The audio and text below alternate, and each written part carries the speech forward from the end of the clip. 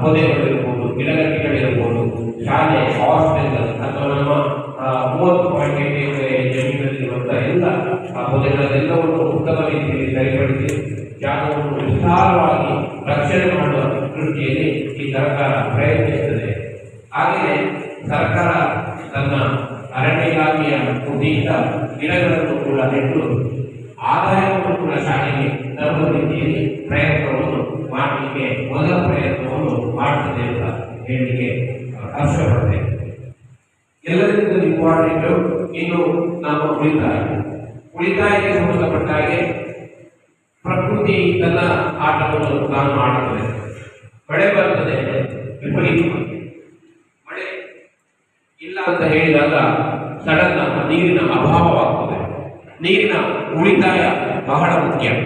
ಯಾಕೆಂತ ಹೇಳಿದ್ರೆ ಸಿಕ್ಕಾಪಟ್ಟೆ ನೀರಿನ ವೇಸ್ಟೇಜ್ ದುರುಪಯೋಗ ನಡೀತಾ ಇದೆ. ವೇಸ್ಟೇಜ್ ಆಫ್ ವಾಟರ್ ಅದನ್ನು ಕಂಟ್ರೋಲ್ ಮಾಡುವಂಥ ಸಿಸ್ಟಮ್ ಅನ್ನು ಕೂಡ ಈ ಸರ್ಕಾರ ತರ್ತದೆ. ಎಲ್ಲ ಶೌಚಾಲಯಗಳಿರ್ಬೋದು ಅಥವಾ ಬಾತ್ರೂಮ್ಸ್ ಇರ್ಬೋದು, ಬಟ್ಟೆ ಒಗೆಯ ಸಂದರ್ಭದಲ್ಲಿರ್ಬೋದು, ಅಲ್ಲಿ ಎಲ್ಲ ಕಡೆಯಲ್ಲಿ ಉತ್ತಮವಾಗಿ ಟ್ಯಾಪ್ಗಳನ್ನು ಅಳವಡಿಸುವಂಥದ್ದು, ಲೀಕೇಜ್ ಇಲ್ಲದ ರೀತಿಯಲ್ಲಿ ನೀರನ್ನು ಕಡಿಮೆ ಬಳಕೆ ಮಾಡಿ ಮತ್ತು ಆ ಬಳಕೆಯಾದ ಯಥೇಚ್ಛವಾದಂಥ ವೇಸ್ಟ್ ಆದ ನೀರನ್ನು ಗಿಡಗಳಿಗೆ ಹೋಗುವ ಮೂಲಕ ಅದನ್ನು ಮರು ಬಳಕೆಯನ್ನು ಮಾಡುವ ರೀತಿಯಲ್ಲಿ ಸರ್ಕಾರ ಬಹಳ ಉತ್ತಮವಾದಂತಹ ಯೋಜನೆಯನ್ನು ಹಾಕಿಕೊಂಡಿದೆ. ಅದನ್ನು ಕೂಡ ಈ ಸಾಲಿನಲ್ಲಿ ನಾವು ಮಾಡಲಿಕ್ಕೆ ಬಯಸುತ್ತೇವೆ. ಅಲ್ಲದೆ ಸರ್ಕಾರದ ಮತ್ತೊಂದು ವಿಚಾರ ಕ್ರೀಡೆ ಮತ್ತು ಕ್ರೀಡೆಯಲ್ಲಿ ಒಂದು ಹೆಸರನ್ನು ಶಾಲೆಗೆ ತಗೊಂಡು ಬರಬೇಕು. ಅದನ್ನೊಂದು ನಾವು ಕ್ರೀಡಾ ಶಾಲೆಯಾಗಿದ್ದುಕೊಂಡು ಯಾವುದೇ ಹೆಸರನ್ನು ಬರದೇ ಇರುವಂತಹ ಒಂದು ಸಂದರ್ಭದಲ್ಲಿ ಅದಕ್ಕೆ ಸರಿಯಾದಂತಹ ಈ ಸಾಲಿನಲ್ಲಿ ನಡೀತಾ ಇರುವಂತಹ ಫುಟ್ಬಾಲ್ ಗ್ರೌಂಡ್ ಇರ್ಬೋದು, ಅದಕ್ಕೆ ಪೂರಕವಾಗಿ 200 ಮೀಟರ್ ಟ್ರ್ಯಾಕ್ ಇರ್ಬೋದು, ವಾಲಿಬಾಲ್ ಇರ್ಬೋದು, ಕಬಡ್ಡಿ ಇರ್ಬೋದು, ಈ ಎಲ್ಲ ಕ್ರೀಡಾಂಗಣಗಳನ್ನು ರಚನೆ ಮಾಡಲಿಕ್ಕೆ ಒತ್ತಡವನ್ನು ತಗೊಂಡು ಬಂದು ಅಥವಾ ಅದನ್ನು ಮಾಡಿ ಎಲ್ಲ ವಿದ್ಯಾರ್ಥಿಗಳಿಗೆ ಸಹಕರಿಸುವಂಥ ಪ್ರಯತ್ನವನ್ನು ಮಾಡ್ತದೆ. ಆದರೆ ಆ ಕ್ರೀಡೆಯ ಜೊತೆಯಲ್ಲಿ ನಮ್ಮ ಸಾಂಸ್ಕೃತಿಕ ವಿಚಾರಗಳು ಪ್ರತಿ ವಾರ ಒಂದೊಂದು ದಿನ ನಮ್ಮ ಕರಿಕ್ಯುಲರ್ ಆಕ್ಟಿವಿಟೀಸ್ಗಳನ್ನು ನಿರಂತರವಾಗಿ ಮಾಡುವ ಮೂಲಕ ವಿದ್ಯಾರ್ಥಿಗಳು ಕ್ರೀಡೆ ಮತ್ತು ಸಾಂಸ್ಕೃತಿಕ ಚಟುವಟಿಕೆಗಳಲ್ಲಿಯೂ ಕೂಡ ಒಳ್ಳೆಯ ಒಂದು ಫಲಿತಾಂಶವನ್ನು ಏನು ನಮ್ಮ ಪ್ರತಿಭಾ ಕಾರಂಜಿ ಅಂತ ಹೇಳುವಂಥದ್ದಿರ್ಬೋದು ಅಥವಾ ಕ್ರೀಡಾಕೂಟಗಳು ಇರ್ಬೋದು, ಅವುಗಳಲ್ಲಿ ನಾವು ನಿರಂತರವಾಗಿ ಭಾಗವಹಿಸುವ ಮೂಲಕ ಆ ಭಾಗವಹಿಸುವಿಕೆಯನ್ನು ಅದರಲ್ಲಿ ಕೂಡ ನಮಗೆ ಮುಂದೆ ತಾಲೂಕು ಮಟ್ಟ, ಜಿಲ್ಲಾ ಮಟ್ಟ, ರಾಜ್ಯ ಮಟ್ಟಕ್ಕೆ ಹೋಗುವ ರೀತಿಯಲ್ಲಿ ನಮ್ಮ ಸರ್ಕಾರ ಎಲ್ಲ ವಿದ್ಯಾರ್ಥಿಗಳಿಗೂ ಪ್ರಯತ್ನವನ್ನು ಮಾಡಲಿಕ್ಕೆ ಪ್ರಯತ್ನಿಸುತ್ತದೆ ಹೇಳುವಂಥದ್ದು. ಅಲ್ಲದೆ ಯಾವುದೇ ವಿಚಾರಗಳನ್ನು ಮಾಡುವಾಗ ಏಕಮುಖಿಯಾಗಿ ಚರ್ಚೆಯನ್ನು ಅಂದರೆ ಡಿಸಿಷನ್ ಅನ್ನು ತೆಗೆದುಕೊಳ್ಳಲಿಕ್ಕೆ ಹೋಗುವುದಿಲ್ಲ. ಚರ್ಚೆಯ ಮೂಲಕ ಒಂದು ಈ ಸರ್ಕಾರ ಅಂತ ಹೇಳಿದಾಗ ಇವತ್ತಿನ ಮೊದಲ ಅಧಿವೇಶನ, ಈ ಅಧಿವೇಶನದ ರೂಪದಲ್ಲಿ ತಿಂಗಳಿಗೆ 1 ಬಾರಿಯೋ 2 ಬಾರಿಯೋ ಅಧಿವೇಶನಗಳನ್ನು ಕರೆಯುತ್ತಾ ಅದನ್ನು ಸರ್ಕಾರದ ಜೊತೆಯಲ್ಲಿ ಶಾಸಕಾಂಗದ ಸದಸ್ಯರ ಜೊತೆಯಲ್ಲಿ ವಿದ್ಯಾರ್ಥಿಗಳ ಜೊತೆಯಲ್ಲಿ ಚರ್ಚೆಯನ್ನು ಮಾಡಿ ಏನು ಮಾಡಿದರೆ ಶಾಲೆ ಉತ್ತಮ ಆಗ್ತದೆ, ಹಾಗೆ ಮಾಡುವ ಮೂಲಕ ಶಾಲೆಯ ಹೆಸರು, ಶಾಲೆಯ ಕೀರ್ತಿ, ಶಾಲೆಯ ಗೌರವ ಹೆಚ್ಚುತ್ತದೆ ಎಂಬುವಂಥ ವಿಚಾರಗಳನ್ನು ಚರ್ಚೆಯ ಮೂಲಕ ಏನು ಸಂಸತ್ತಿನಲ್ಲಿ ನಿರ್ಧಾರ ಮಾಡಿ ಅದಕ್ಕೆ ಪೂರಕವಾದ ಯೋಜನೆಯನ್ನು ಮಾಡಬಹುದು. ಅದಕ್ಕೆ ಬೇಕಾದಂಥ ಮುನ್ನ ತಯಾರಿ ಇಲ್ಲದೆ ಯಾವುದೇ ಕಾರ್ಯಕ್ರಮಗಳು, ಯಾವುದೇ ಯೋಜನೆಗಳು ಸಕ್ಸಸ್ ಆಗುವುದಿಲ್ಲ. ಅವುಗಳನ್ನು ಕೂಡ ಒಂದು ಚರ್ಚೆಯ ಮೂಲಕ ಮಾಡಿ ಅದನ್ನು ಕೇವಲ ಯೋಜನೆ ಮಾತ್ರ ಅಲ್ಲ, ಅದನ್ನು ಅನುಷ್ಠಾನಕ್ಕೂ ಕೂಡ ತೆಗೆದುಕೊಂಡು ಬರುವಂಥ ಕೆಲಸವನ್ನು ಈ ಸರ್ಕಾರ ಮಾಡುತ್ತದೆ ಅಂತ ಹೇಳಲಿಕ್ಕೆ ಹರ್ಷಪಡ್ತೇನೆ. ಅಲ್ಲದೆ ಮುಖ್ಯವಾಗಿ ಇರುವಂಥದ್ದು ಔಟ್ಪುಟ್, ರಿಸಲ್ಟ್ ಅಂತ ಹೇಳುವಂಥದ್ದು. ಏನು ಫಲಿತಾಂಶ, ಏನು ಫಲಿತಾಂಶ, ಇದು ಶಾಲಾ ಸರ್ಕಾರ ಆದಾಗ ಈ ಶಾಲಾ ವ್ಯವಸ್ಥೆಯಲ್ಲಿ ಮುಖ್ಯವಾಗಿ ಶೈಕ್ಷಣಿಕ ವ್ಯವಸ್ಥೆಯ ಅಭಿವೃದ್ಧಿ, ಶೈಕ್ಷಣಿಕವಾಗಿ ಯಾವ ರೀತಿಯಲ್ಲಿ ಹೊರಗಡೆ ನಮ್ಮ ವರ್ಚಸ್ಸು ಇರ್ತದೆ ಅದು ಹೇಗೆ ಅಂತ ಹೇಳಿದರೆ SSLC ಫಲಿತಾಂಶದ ಔಟ್ಪುಟ್ ಆಗಿರುತ್ತೆ. SSLC ಫಲಿತಾಂಶದ ಪೂರಕವಾಗಿ 8, 9 ಅಥವಾ 6, 7ನೇ ತರಗತಿಯ ಫಲಿತಾಂಶಗಳು ಮುಂದಿನ ತರಗತಿಯ ಫಲಿತಾಂಶದ ಮೇಲೆ ನಿರ್ಧಾರ ಆಗುತ್ತದೆ. ಹಾಗಾಗಿ ಈ ಸಾಲಿನಲ್ಲಿ 100% SSLCಯ ಫಲಿತಾಂಶ ಎಲ್ಲ ವಿದ್ಯಾರ್ಥಿಗಳು ಏನು 10ನೇ ತರಗತಿಯಲ್ಲಿ ಕಲಿತೇವೆ ಆ ಎಲ್ಲ ವಿದ್ಯಾರ್ಥಿಗಳು ಕೂಡ ಡಿಸ್ಟಿಂಕ್ಷನ್ ಅಲ್ಲಿ ಆಲ್ಮೋಸ್ಟ್ 540ಕ್ಕಿಂತ ಹೆಚ್ಚಿನ ಅಂಕಗಳನ್ನು ಪ್ರತಿಯೊಬ್ಬ ವಿದ್ಯಾರ್ಥಿಯು ಕಲಿಯುವಂತಹ ಒಂದು ವಾತಾವರಣವನ್ನು ಇದೇ ಮಾಹಿತಿಯಿಂದ ಆರಂಭಗೊಳಿಸಿ ಅದಕ್ಕೆ ಬೇಕಾದಂತಹ ಪೂರಕ ತಯಾರಿಗಳನ್ನು ಮಾಡಿಕೊಂಡು ಬರೆದು ಓದು ಅಂತ ಹೇಳುವಂತ ಒಂದು ಕಾನ್ಸೆಪ್ಟ್ ಅಲ್ಲಿ ತೆಗೆದುಕೊಂಡು ಬರ್ತಾ ಇದ್ದಾರೆ. ಬರೆಯುವುದು ಓದುವಂತ ಓದುವರೆ ಹೇಳುವುದಕ್ಕಿಂತ ಬೇರೆ ಭಿನ್ನವಾಗಿ ಬರೆದು ಓದುವಂತ ಕಾನ್ಸೆಪ್ಟ್ ಅನ್ನು ತಗೊಂಡು ರಿಸಲ್ಟ್ ಮೋಟಿವೇಷನ್ ಆಗಿ ನಾವು ಈ ಒಂದು ಕಾಲದಲ್ಲಿ ಶಿಕ್ಷಣದಲ್ಲಿ ಒಂದು ಕ್ರಾಂತಿಯನ್ನೇ ಮಾಡಬೇಕು, ಫಲಿತಾಂಶದ ಸುಧಾರಣೆ ಅತ್ಯುತ್ತಮವಾಗಿ ಆಗಬೇಕು ಅಂತ ಹೇಳಿ ಸರ್ಕಾರ ನಿರ್ಧಾರ ಮಾಡ್ತದೆ. ಅದೇ ರೀತಿ ಕೇವಲ 10ನೇ ತರಗತಿಯನ್ನು ಮಾತ್ರ ಒಂದು ಮೇಲಿಂದ ನಾವು ತಗೊಳ್ಬಾರ್ದು. ಅದರ ಬದಲಿಗೆ 6ನೇ ತರಗತಿಯಿಂದಲೇ ಆರಂಭಗಳು ಸಿಗ್ತದೆ. 6ನೇ ತರಗತಿಗೆ ಈಗ ಕೆಲವು ವಿದ್ಯಾರ್ಥಿಗಳು ಇಲ್ಲಿ ಜಾಯಿನ್ ಆಗಿದ್ದಾರೆ. ಇನ್ನು ಕೆಲವರು ಒಂದು ವಾರದ ಒಳಗಡೆ ಜಾಯಿನ್ ಆಗಿ 50 ವಿದ್ಯಾರ್ಥಿಗಳು ಇಲ್ಲಿ ಪ್ರವೇಶ ಮಾಡ್ತಾರೆ. ಹಾಗೆ ಪ್ರತಿಯೊಂದು ತರಗತಿಯಲ್ಲಿ ಕೂಡ 55 ವಿದ್ಯಾರ್ಥಿಗಳ ಸೇರ್ಪಡೆಯನ್ನು ಮಾಡುವ ಜೊತೆಯಲ್ಲಿ ಆ 6ನೇ ತರಗತಿಯಿಂದಲೇ ಕಲಿಕಾ ವಾತಾವರಣ ಸೃಷ್ಟಿಯಾಗಬೇಕು.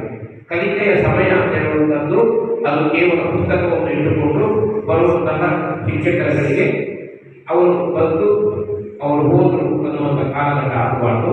ಆ ಸಮಯವನ್ನು ಉಪಯೋಗವನ್ನು ಪಡೆದುಕೊಂಡು ಆ ಸಮಯದಲ್ಲಿ ಬರೆಯುತ್ತಾ ಕಲಿಯುತ್ತಾ ನಂತರದ ಸಮಯದಲ್ಲಿ ಚರ್ಚೆಯನ್ನು ಮಾಡುವ ಮೂಲಕ ವಿದ್ಯಾರ್ಥಿಗಳು ಸಂವಹನ ಮಾಡುವ ಮೂಲಕ ವಿದ್ಯಾರ್ಥಿಗಳಿಗೆ ಗೊತ್ತಾದದ್ದನ್ನು ಶಿಕ್ಷಕರೊಂದಿಗೆ ಸಂವಹನ ಮಾಡುವ ಮೂಲಕ ವಿಚಾರಗಳನ್ನು ತಿಳಿದುಕೊಳ್ಳಲಿಕ್ಕೆ ನಾವು ಆಸಕ್ತಿಯನ್ನು ವಹಿಸಿ 6ನೇ ತರಗತಿಯಿಂದಲೇ ಒಂದು ಪರೀಕ್ಷಾ ಮತ್ತು ಜ್ಞಾನಾಭಿವೃದ್ಧಿಯ ಯೋಜನೆಯನ್ನು ಈ ಸರ್ಕಾರ ಮಾಡುತ್ತದೆ. ಅದು ಮುಂದೆ ಭವಿಷ್ಯಕ್ಕೆ ತರಗತಿವಾರು ಪರೀಕ್ಷೆಗಳು ತರಗತಿವಾರು ಫಲಿತಾಂಶಕ್ಕೆ ಪೂರಕವಾದಂತಹ ಸನ್ನಿವೇಶವನ್ನು ಸೃಷ್ಟಿಸಲಿಕ್ಕೆ ಸಾಧ್ಯ ಆಗುವಂತಹದ್ದನ್ನು ಮಾಡಲಿದ್ದೇವೆ. ಹಾಗೆ ಸಾಂಸ್ಕೃತಿಕ ವಿಚಾರಕ್ಕೆ ಸಂಬಂಧಪಟ್ಟ ಹಾಗೆ ಶಾಲೆಯಲ್ಲಿ ಯಕ್ಷಗಾನ ತರಬೇತಿ ಇನ್ನೇನು ಮುಂದಿನ ವಾರದಲ್ಲಿ ಆರಂಭವಾಗ್ತಾ ಇದೆ. ಅದಕ್ಕೂ ಕೆಲವು ವಿದ್ಯಾರ್ಥಿಗಳು ಜಾಯಿನ್ ಮಾಡಿಕೊಂಡು ಯಕ್ಷಗಾನದ ಒಂದು ಶಿಬಿರವನ್ನು ಮಾಡ್ತಾ ಶಾಲೆಯ ಡಿಸೆಂಬರ್ ಮಾಹೆಯಲ್ಲಿ ಒಂದು ಮೇಳವನ್ನು ಕೂಡ ಯಕ್ಷಗಾನ ಮೇಳದ ಒಂದು ಆಟವನ್ನು ಕೂಡ ಪ್ರದರ್ಶನ ಮಾಡುವ ವಿದ್ಯಾರ್ಥಿಗಳ ತಂಡವನ್ನು ಸೃಷ್ಟಿ ಮಾಡಿಕೊಂಡು ದಕ್ಷಿಣ ಕನ್ನಡ ಇರಬಹುದು ಕರ್ನಾಟಕದ ಬಹುಭಾಗದಿಂದ ಬಂದಂಥ ಎಲ್ಲ ವಿದ್ಯಾರ್ಥಿಗಳು ಇದರಲ್ಲಿ ಪಾಲ್ಗೊಳ್ಳುವ ರೀತಿಯಲ್ಲಿ ಜನಪದ ಸಾಹಿತ್ಯದ ವಿವಿಧ ಮಜಲುಗಳನ್ನು ಕೂಡ ಕಲ್ಚರಲ್ ಆಗಿ ನಾವು ಸಾಧನೆಯನ್ನು ಮಾಡಿ ನಮ್ಮ ಶೈಕ್ಷಣಿಕ ವರ್ಷದ ಅಂತ್ಯದ ಒಳಗಡೆ ಒಂದು ಸಾಂಸ್ಕೃತಿಕ ಮೇಳವನ್ನೇ ಮಾಡುವಂತಹ ಕಾರ್ಯಕ್ರಮ. ಹಾಗೆ ಜಾಯ್ಫುಲ್ ಇಂಗ್ಲಿಷ್ ಲರ್ನಿಂಗ್ ಅಂತ ಹೇಳ್ಕೊಂಡು ಅಂದ್ರೆ ಒಂದು ಜಾಯ್ ಅಂದ್ರೆ ಸಂತೋಷಭರಿತವಾಗಿ ಇಂಗ್ಲಿಷ್ ಕಲಿಯುವಂತ ಕಲಿಕೆ ಎಂಬುವಂಥದ್ದು ಅದು ಸಂತೋಷದಾಯಕವಾಗಿರಬೇಕು, ಒತ್ತಡಪೂರ್ವಕವಾಗಿರಬಾರದು. ಆ ಕಲಿಕೆ ಒತ್ತಡಪೂರ್ವಕವಾಗಿ ಆಗಬಾರದು ಎನ್ನುವ ಉದ್ದೇಶದಿಂದ ಇಂಗ್ಲಿಷ್ ಭಾಷಾ ಶಿಕ್ಷಕರನ್ನು ಒಳಗೊಂಡಂತಹ ಒಂದು ತಂಡ 6 ಮತ್ತು 7ನೇ ತರಗತಿಗೆ ಒಂದು ಉತ್ಸಾಹಭರಿತವಾದಂತಹ ಆಂಗ್ಲ ಕಲಿಕೆಯ ಒಂದು ಸ್ಥಿತಿಯನ್ನು ತೆಗೆದುಕೊಂಡು ಬಂದು ಅದರ ಜೊತೆಯಲ್ಲಿ ಕಮ್ಯುನಿಕೇಶನ್ ಸ್ಕಿಲ್ ಯಾವ ರೀತಿಯಲ್ಲಿ ಆಂಗ್ಲ ಮಾಧ್ಯಮದಲ್ಲಿ ಇಂಪ್ರೂವ್ ಮಾಡಿಕೊಳ್ಬೇಕು ಎಂಬುವಂತಹ ಚಟುವಟಿಕೆಗಳನ್ನು ಒಂದು ಕಾರ್ಯಕ್ರಮದ ತರಗತಿಗಳನ್ನು ಆಯೋಜನೆ ಮಾಡುವಂತಹ ಯೋಜನೆಯನ್ನು ಕೂಡ ನಾವು ಇಟ್ಟುಕೊಂಡಿದ್ದೇವೆ. ಅಲ್ಲದೆ ಭವಿಷ್ಯ ನನ್ನ ಭವಿಷ್ಯ ನನ್ನ ಆಯ್ಕೆ ಎಂಬುವಂತ ನಾನು ಏನಾಗಬೇಕು, ನನ್ನ ಭವಿಷ್ಯದಲ್ಲಿ ನಾನು ಯಾವ ಉದ್ಯೋಗವನ್ನು ಕಂಡುಕೊಳ್ಳಬೇಕು ಮತ್ತು ನಾನು ಏನನ್ನು ಕಲಿತರೆ ನನಗೆ ನನ್ನ ಜೀವನದಲ್ಲಿ ಹಣಕಾಸಿನ ಮತ್ತು ನನ್ನ ಸದೃಢತೆಯನ್ನು ಮಾಡಲಿಕ್ಕೆ ಸಾಧ್ಯತೆ ಇದೆ ಎಂಬ ವಿಚಾರದ ಬಗ್ಗೆಯೂ ಕೂಡ ನನ್ನ ಭವಿಷ್ಯ ನನ್ನ ಆಯ್ಕೆ ಎಂಬುವಂತಹ ಕಾನ್ಸೆಪ್ಟ್ ಅನ್ನು 8 ಮತ್ತು 9 10ನೇ ತರಗತಿಯ ವಿದ್ಯಾರ್ಥಿಗಳಿಗೂ ಕೂಡ ನಾವು ಆ ಕಾರ್ಯಕ್ರಮವನ್ನು ಅನುಷ್ಠಾನಕ್ಕೆ ಮುಂದಿನ ವಾರದಿಂದ ತೆಗೆದುಕೊಂಡು ಬರ್ತಾ ಇದ್ದೇವೆ. ಆ ಕಾರ್ಯಕ್ರಮದಲ್ಲಿ 10ನೇ ತರಗತಿಯ ವಿದ್ಯಾರ್ಥಿಗಳಿಗೆ ಮಾತ್ರ ಅಕ್ಟೋಬರ್ ಮಾಹೆಯ ಒಳಗಡೆ, ಯಾಕಂದ್ರೆ ಫಲಿತಾಂಶದ ಮುಖ್ಯ ಬೇಸ್ ಆಗಿರುವ ಕಾರಣ ಜಾಸ್ತಿ ಸಮಯವನ್ನು ಅವರಿಗೆ ತೆಗೆದುಕೊಳ್ಳದೆ ಬೇಗ ಅದನ್ನು ಮುಕ್ತಾಯ ಮಾಡಿಕೊಂಡು 8 ಮತ್ತು 9ನೇ ತರಗತಿಗಳಿಗೆ ಹೆಚ್ಚಿನ ಒಂದು ಮಾಹಿತಿಯನ್ನು ಕೊಡುತ್ತಾ ಅವರ ಯೋಜನೆಯನ್ನು ಅವರು ನಿರ್ಧಾರ ಮಾಡುವ ರೀತಿಯಲ್ಲಿ ಒಂದು ವಿಶೇಷವಾದಂತಹ ಕಾರ್ಯಕ್ರಮವನ್ನು ಕೂಡ ಶಾಲೆಯಲ್ಲಿ ಸಂಘಟಿಸುವಂತದ್ದಿದೆ. ಅದಲ್ಲದೆ ಜನರಿಗೆ ಅಂದರೆ ಇಲ್ಲಿರುವ ವಿದ್ಯಾರ್ಥಿಗಳಿಗೆ ಸಮಾಜದ ಪರಿಕಲ್ಪನೆಗಳು, ಸಂವಿಧಾನದ ಪರಿಕಲ್ಪನೆಗಳು, ಭಾರತದ ಸಂವಿಧಾನದ ವಿಚಾರಗಳು ಸಮಾಜದಲ್ಲಿ ಹೇಗಿರಬೇಕು ಎಂಬುವಂಥದ್ದನ್ನು ನಾವು ಸಿವಿಕ್ಸ್ ಕ್ಲಬ್ ಅಂತ ಹೇಳುವಂತಹ ಕ್ಲಬ್ ಅನ್ನು ಮಾಡುವ ಮೂಲಕ ಮಕ್ಕಳಿಗೆ ಪೌರರ ನೀತಿ ಅಥವಾ ಪೌರರ ವಿಚಾರಗಳು ಸಮಾಜದಲ್ಲಿ ಯಾವ ರೀತಿಯಲ್ಲಿ ಪೌರತ್ವ ಎಂಬುವಂಥದ್ದು ಇದೆ. ಅದನ್ನು ಹೇಗೆ ಬಳಸಿಕೊಳ್ಬೇಕು ಅದನ್ನು ಕೂಡ ನಾವು ಭವಿಷ್ಯದಲ್ಲಿ ಹೇಗೆ ನಾವು ವಿದ್ಯಾರ್ಥಿಗಳಾಗಿ ಮುಗಿದು ಪೌರರಾದಾಗ ಅದನ್ನು ಯಾವ ರೀತಿಯಲ್ಲಿ ನಮ್ಮ ಜೀವನದಲ್ಲಿ ಅಳವಡಿಸಿಕೊಳ್ಳಲಿಕ್ಕೆ ಸಾಧ್ಯತೆ ಇದೆ ಎನ್ನುವಂಥದ್ದು ಸಿವಿಕ್ಸ್ ಕ್ಲಬ್ ಕೂಡ ಆರಂಭ ಮಾಡುವ ಮೂಲಕ ನಾವು ಅದನ್ನು ಅನುಷ್ಠಾನಕ್ಕೆ ತೆಗೆದುಕೊಂಡು ಬರುವ ಯೋಜನೆಯನ್ನು ಕೂಡ ಇದೇ ತಿಂಗಳಲ್ಲಿ ಇಟ್ಕೊಂಡಿರುವಂಥದ್ದು. ಹೀಗೆ ಹಲವಾರು ಕಾರ್ಯಕ್ರಮಗಳು. ಅಲ್ಲದೆ ಇತ್ತೀಚಿನ ದಿನದಲ್ಲಿ ಗಣಿತಕ್ಕೂ ಕೂಡ ಬಹಳ ಮಾನ್ಯತೆಯನ್ನು ಕೊಟ್ಟು ಗಣಿತದ ವಿಚಾರಕ್ಕೂ ಕೂಡ ವಿಶೇಷವಾದಂತಹ ಹೇಗೆ ಈಗ ಇಂಗ್ಲಿಷ್ ಜಾಯಿಂಟ್ ಆಗಿ ಕಲಿತೇವೋ ಹಾಗೆ ಕಬ್ಬಿಣದ ಕಡಲೆ ಅಂತೇಳಿ ಗಣಿತ ಎನಿಸಿಕೊಂಡದ್ದು ಅದನ್ನು ಹೋಗಲಾಡಿಸೋಸ್ಕರವಾಗಿ ಗಣಿತದಲ್ಲಿಯೂ ಕೂಡ ಒಂದು ಅಟ್ಮಾಸ್ಫಿಯರ್ ಅಂದರೆ ವಾತಾವರಣ ಗಣಿತ ಸುಲಭ ಗಣಿತವನ್ನು ಸುಲಭ ಗಣಿತ ಎನ್ನುವಂತಹ ಒಂದು ಕಾನ್ಸೆಪ್ಟಲ್ಲಿ ನಾವು ವಿದ್ಯಾರ್ಥಿಗಳೆಲ್ಲರಿಗೂ ಕೂಡ ಗಣಿತ ಶಿಕ್ಷಕರ ಮುಂದಾಳತ್ವದಲ್ಲಿ ನಾವು ಅದನ್ನು ಮಾಡಿದ್ದೇವೆ. ಆಗ ಏನಾಗ್ತದೆ, ಗಣಿತ ಅರ್ಥ ಆಗುವುದಿಲ್ಲ, ಗೊತ್ತಾಗುವುದಿಲ್ಲ. ಈ ಒಂದು ವಿಚಾರದ ಬದಲಿಗೆ ಶೈಕ್ಷಣಿಕವಾಗಿ ನಾವು ಕೇವಲ ಗಣಿತವನ್ನು ಕಲಿಯದೆ ಗಣಿತವನ್ನು ಹೇಗೆ ನಾವು ವ್ಯಾವಹಾರಿಕವಾಗಿ ನಮ್ಮ ಜೀವನದಲ್ಲಿ ಅದನ್ನು ಅನುಷ್ಠಾನ ಮಾಡಬೇಕು. ಕೇವಲ ಲೆಕ್ಕ ಮಾಡುವುದು ಲೇಖ ಮಾಡುವಂಥದ್ದಲ್ಲ, ಆದರೆ ನಮ್ಮ ಜೀವನದಲ್ಲಿ ಹೇಗೆ ಗಣಿತ ಅಪ್ಲೈ ಮಾಡಿಕೊಳ್ಳಬೇಕಾಗ್ತದೆ, ಭವಿಷ್ಯದಲ್ಲಿ ನಮ್ಗೆ ಹೇಗೆ ಅದು ಉಪಯೋಗ ಆಗ್ತದೆ, ಆ ಒಂದು ಸಿದ್ಧತೆಯನ್ನು ಕೂಡ ನಾವು ನಮ್ಮ ಸರ್ಕಾರ ಮುಂದೆ ಮಾಡಲಿಕ್ಕೆ ಎಲ್ಲರಿಗೂ ಇಂಪಾರ್ಟೆಂಟ್ ಎಲ್ಲ ಆಗಿಬಿಟ್ಟಿದ್ರೆ ಮುಖ್ಯವಾಗಿ ನಮ್ಮಲ್ಲಿ ಶಿಸ್ತು ಬರಬೇಕಾಗ್ತದೆ. ಆ ಶಿಸ್ತೇ ಇಲ್ಲ ಅಂತಾದಾಗ ಉದಾಹರಣೆಗೆ ಹೇಳಬೇಕು ಅಂತ ಹೇಳಿದ್ರೆ ಬೆಳಿಗ್ಗೆ ಎದ್ದು 6 ಗಂಟೆಯಿಂದ ಯೋಗವನ್ನು ಸ್ಟಾರ್ಟ್ ಮಾಡಿಕೊಂಡು ಯೋಗ ತರಗತಿಗಳನ್ನು ಮುಕ್ತಾಯ ಮಾಡಿ ಆದ ನಂತರ ಕಲಿಕೆಗೆ ಬೇಕಾದಂತಹ ಪೂರಕ ವಾತಾವರಣವನ್ನು ಸೃಷ್ಟಿ ಮಾಡಿ ನಂತರ ಊಟ ಇರ್ಬೋದು, ತಿಂಡಿ ಇರ್ಬೋದು, ಚಹಾ ಇರ್ಬೋದು, ಸ್ನಾನ ಮಾಡುತ್ತಿರ್ಬೋದು, ಟಾಯ್ಲೆಟ್ಗಳನ್ನು ಉಪಯೋಗಿಸಿಕೊಂಡಿರ್ಬೋದು, ಅವುಗಳ ಸ್ವಚ್ಛತೆ ಅದನ್ನು ಕೂಡ ನಮ್ಮ ಸ್ಟಾಫ್ ನೇತೃತ್ವದಲ್ಲಿ ಒಂದು ಸಮಿತಿಯನ್ನು ರಚಿಸಿ ಶಿಸ್ತು ಮತ್ತು ಸ್ವಚ್ಛತೆ ಮುಖ್ಯವಾಗಿ ಆರೋಗ್ಯ ಚೆನ್ನಾಗಿರಬೇಕು ಅಂತ ಹೇಳಿದ್ರೆ ನಮ್ಮಲ್ಲಿ ಸ್ವಚ್ಛತೆ ಬಹಳ ಇಂಪಾರ್ಟೆಂಟ್ ಆಗ್ತದೆ.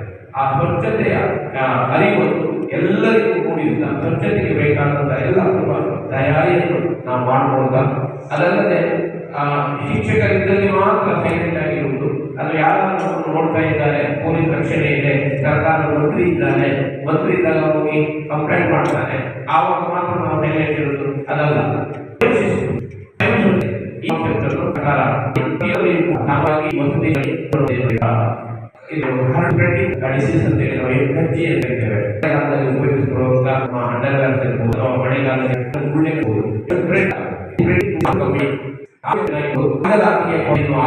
ಕಾಮನ್ ಆಗಿ ಕಜ್ಜಿ ಹುಷಾರಿಲ್ಲ ಮನೆಗೆ ಹೋದ್ರೆ 1 ವಾರ ಆದರೂ ಬರುವುದಿಲ್ಲ. ಹಾಜರಾತಿ ಕೊರತೆ ಆಗುತ್ತೆ. ಅದು ಶೈಕ್ಷಣಿಕ ಮತ್ತು ಸಾಂಸ್ಕೃತಿಕ ಮತ್ತು ಶಾಲಾ ವಾತಾವರಣದ ಮೇಲೆ ಪರಿಣಾಮ ಬೀರುತ್ತದೆ. ಅದನ್ನು ಆಗದ ರೀತಿಯಲ್ಲಿ ನಾವು ಪ್ರಿಕಾಷನ್ ತಗೊಳ್ಳಬಹುದು. ಪ್ರಿಕಾಷನ್ ಅಂತ ಹೇಳಿದ್ರೆ ಮುನ್ನೆಚ್ಚರಿಕೆ ಕ್ರಮಗಳನ್ನು ಆರೋಗ್ಯದ ದೃಷ್ಟಿಯಲ್ಲಿ ತೆಗೆದುಕೊಳ್ಳುವಂತಹ ಕ್ರಮವನ್ನು ಕೂಡ ಈ ಸರ್ಕಾರ ಬಹಳ ಕಟ್ಟುನಿಟ್ಟಾಗಿ ಮಾಡುತ್ತದೆ. ಹಾಗೆಯೇ ಆ ಆರೋಗ್ಯ ಸುಧಾರಿಸಿದ ತಕ್ಷಣವೇ ನಮಗೆ ಇರುವಂಥದ್ದು ಒಂದು ಶಾಲೆಯು ಅದು ಶಿಸ್ತು ಎಂಬುವಂಥದ್ದು ಎಲ್ಲಿ ಇರುತ್ತದೋ, ಎಲ್ಲಿ ಆ ಒಂದು ಶಾಲೆ ಇರ್ಬೋದು, ಸೊಸೈಟಿ ಇರ್ಬೋದು, ಅದು ಯಾವ ಒಂದು ಪರಿಸರ ಇರ್ಬೋದು, ಆ ಶಿಸ್ತಿನ ವ್ಯವಸ್ಥೆಯಲ್ಲಿ ಅದು ಬಹಳ ಉತ್ತಮ ರೀತಿಯಲ್ಲಿ ನಡೀತದೆ. ನಮ್ಮಲ್ಲಿ ಆ ಶಿಸ್ತಿನ ಕೊರತೆ ಈ ಹಿಂದೆ ಎಲ್ಲ ನಾವು ಕಂಡಿದ್ದೇವೆ. ಆದರೆ ಈ ಸರ್ಕಾರ ಶಿಸ್ತನ್ನು ಮೊದಲ ಆದ್ಯತೆಯಾಗಿ ಇಟ್ಟುಕೊಂಡು, ಮೊದಲ ಆದ್ಯತೆ ಯಾವತ್ತೂ ಆರೋಗ್ಯವೇ, ಆದರೆ ಶಿಸ್ತನ್ನು ಕೂಡ ಈ ಮೊದಲ ಆದ್ಯತೆಯನ್ನಾಗಿ ಇಟ್ಟುಕೊಂಡು ಶಿಸ್ತು ಮತ್ತು ಆರೋಗ್ಯ ಈ ಎರಡನ್ನು ಒಟ್ಟಾಗಿ ತೆಗೆದುಕೊಂಡು ಹೋಗುವ ಮೂಲಕ ಯಾವುದೋ ಒಬ್ಬ ಅಧಿಕಾರಿ ಇರಬಹುದು ಅಥವಾ ಯಾವುದೋ ಒಬ್ಬರು ಹೊರಗಿನವರು ಇರಬಹುದು, ಅವರು ಶಾಲೆಯನ್ನು ಪ್ರವೇಶಿಸುವಾಗ ಈ ಮಕ್ಕಳಲ್ಲಿ ಎಂಥ ಡಿಸಿಪ್ಲಿನ್ ಇದೆ, ಇವರಲ್ಲಿ ಯಾವ ರೀತಿಯ ಮೋಟಿವೇಶನ್ ಅನ್ನು ಈ ವ್ಯವಸ್ಥೆ ಈ ಶಾಲೆಯಲ್ಲಿ ಅವರು ಮಾಡಿದ್ದಾರೆ, ಶಿಕ್ಷಕರಿರ್ಬೋದು, ಆ ಶಾಲೆಯಲ್ಲಿರುವ ಸಿಬ್ಬಂದಿಗಳು ಅನ್ನುವ ರೀತಿಯಲ್ಲಿ ನಾವು ಶಿಸ್ತನ್ನು ಪ್ರದರ್ಶಿಸಬೇಕು. ಅದಕ್ಕೆ ಬೇಕಾದಂಥ ಶಿಸ್ತಿಗೆ ಬೇಕಾದಂಥ ವ್ಯವಸ್ಥೆಯನ್ನು ಕೂಡ ಸರ್ಕಾರ ಮಾಡುತ್ತದೆ ಎನ್ನುವುದನ್ನು ಈ ಸಂದರ್ಭದಲ್ಲಿ ನಾನು ಹೇಳಲಿಕ್ಕೆ ಬಯಸುತ್ತೇನೆ.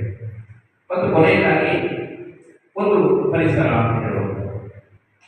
ಪರಿಸರ ಹೇಗಿರಬೇಕು ಅಂತ ಹೇಳಿದ್ರೆ, ನಾವು ಇರುವಂತಹ ಪರಿಸರ ನಾವು ಅಲ್ಲಿ ಇರಬೇಕು ಅಂತ ಅನಿಸಬೇಕು.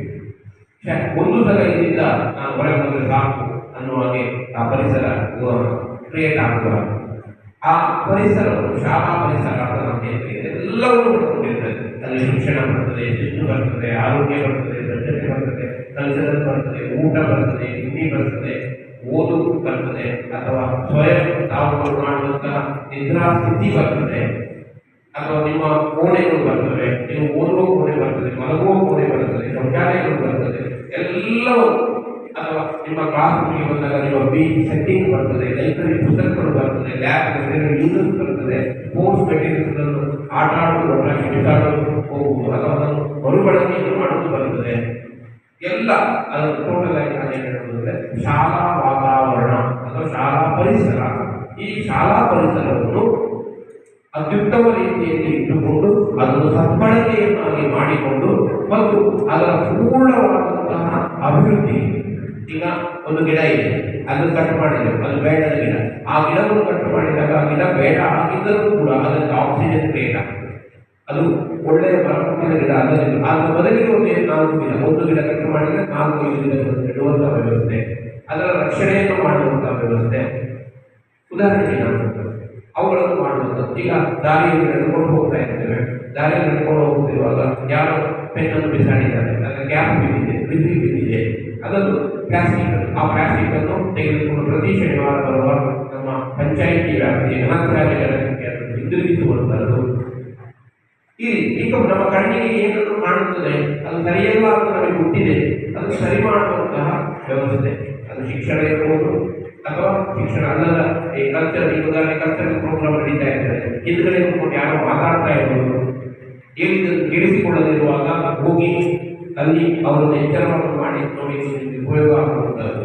ಮತ್ತು ಯಾರಾದರೂ ಬಂದಾಗ ಎದ್ದು ನಿಂತು ನಮಸ್ತೆ ಮಾಡುವಂಥದ್ದು, ಅವರನ್ನು ಇನ್ವೈಟ್ ಮಾಡುವಾಗ ಅವರಿಗೆ ಕೊಡುವಂಥ ಗೌರವಗಳು, ಒಂದು ಶಿಸ್ತು, ಇದನ್ನೆಲ್ಲವನ್ನು ಸರ್ಕಾರ ಬಹಳ ವಿನಮ್ರವಾಗಿ ಮತ್ತು ಪ್ರಯತ್ನಶೀಲವಾಗಿ ಎಲ್ಲ ಮಂತ್ರಿ ವಲಯಗಳನ್ನು ಸೇರಿಸಿಕೊಂಡು ಅಲ್ಲದೆ ಶಾಸಕಾಂಗದ ಸದಸ್ಯರುಗಳನ್ನು ಕೂಡ ಚರ್ಚೆ ಮಾಡಿ ಏಕಮುಖವಾಗಿ ನಿರ್ಧಾರವನ್ನು ಮಾಡುವಾಗ ಎಲ್ಲ ನಮ್ಮ ಹಿರಿಯ ಶಿಕ್ಷಕಗಳಿರ್ಬೋದು, ಅಲ್ಲಿಯ ಸಿಬ್ಬಂದಿಗಳಿರ್ಬೋದು, ಈಗಲೂ ನೌಕರರಿರ್ಬೋದು, ಎಲ್ಲರನ್ನು ಸಮಾನವಾಗಿ ನೋಡಿಕೊಂಡು ಅವರವರು ಬೇಕಾದಂತಹ ವಿಚಾರ ತಿಳಿಸಿಕೊಂಡು ಹಾಗೆ ನಮ್ಮ ಕಾವಲುಗಾರರ ಸೇವೆಯನ್ನು ಕೂಡ ಪಡ್ಕೊಂಡು ಎಲ್ಲ ವಿಚಾರದಲ್ಲಿ ಶಾಲೆಗೆ ಬರುವಂತಹ ಊಟದ ವ್ಯವಸ್ಥೆ ಕೂಡ ಇರ್ತದೆ.